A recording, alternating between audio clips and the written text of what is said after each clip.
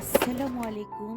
আজকে আমি ডানোর জন্য একটি হ্যামক নিয়ে এসেছি কাঠকান্দি ব্রিজ থেকে।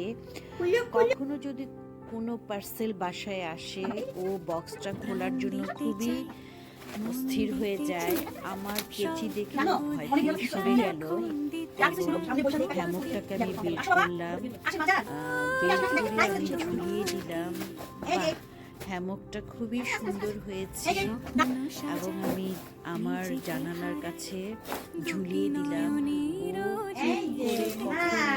আমি নিজে চেষ্টা করেছিলাম ওকে বসাতে, কিন্তু ও বসলো না। নিজেই বসে বাইরের দিকে বেশ কিছুক্ষণ তাকিয়েছিল।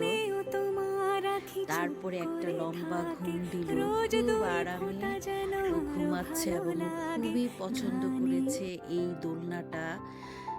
এটাতে এখন ও সব সময় একটা টাইমে রোদ আসলেই ঘুম দেয়।